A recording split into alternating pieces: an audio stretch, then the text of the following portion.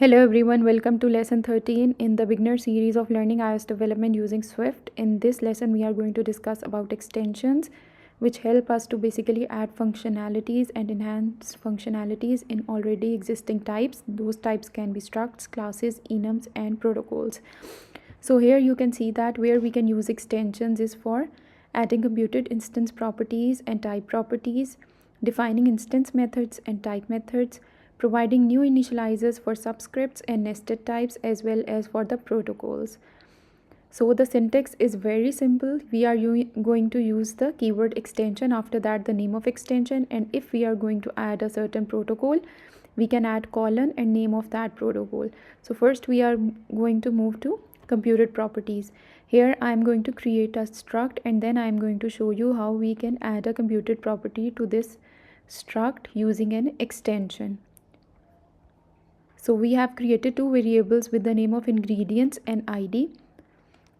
Both are of type string and a string array. Then we are creating an extension with the name string.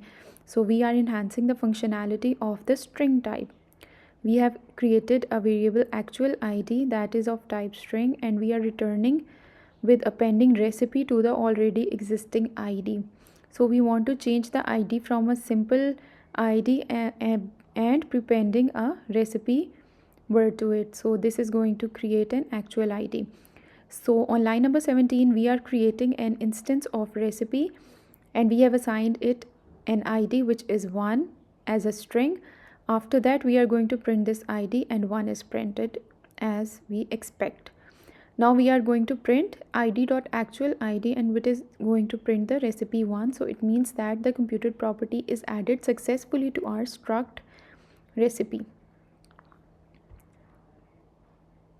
So this is how we can add a computed property. Next we are going to move to adding an initializer to our struct or class. So here we are creating an extension recipe and we are creating an init method. So we have created a new init method. Make sure that the name of parameters are unique because we are not overriding an init method, we are adding another init method. So we are going to add the name list of ingredients string array and after that an ID with a type string, and then we are going to call self.init with ingredients and ID. So this is how we can add another init. Obviously we can manipulate the values as well in the init method before assigning it to self.init. So here we are creating an instance of recipe with this init method, providing its list of ingredients and then an ID of type string with 1 2 3 value.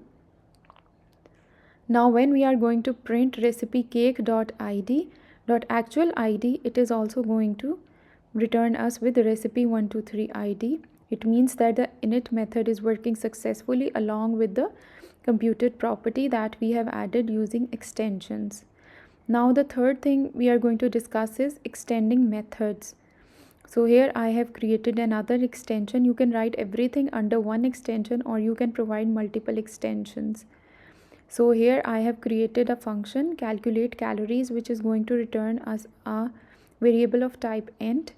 We are creating the calories.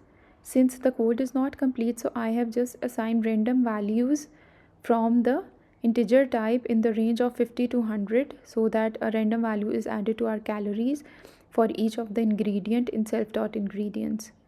So after that I am going to return this variable calories. So you can see that it is now printing recipe cake dot calculate calories and it is going to print us this value, and when we are going to play it again it is going to return us a different value due to the randomized init method that we have used. Now we are going to move to mutating instance methods. It means that the methods that are going to manipulate with the self values are basically the mutating method. So I am going to upgrade ingredients by appending water to a list of ingredients since it is always an ingredient for any of the recipe. So you can see that here it is giving me an error because I haven't added the mutating keyword. So when I am going to add it, the error will be removed. Now I am printing recipe cake dot ingredients and it is going to give me the previous ingredients with which I have created the recipe cake instance. Now when I am going to basically call recipe cake.update ingredients and then I'm printing these, water will be added along with it.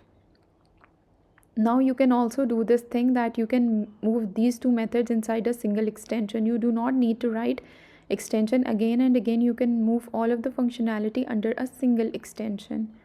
So this is all for this tutorial. I hope you have learned something from it. Do not forget to subscribe to my channel, like and share this video, and stay tuned. Next we are going to move to protocols. Thanks for watching.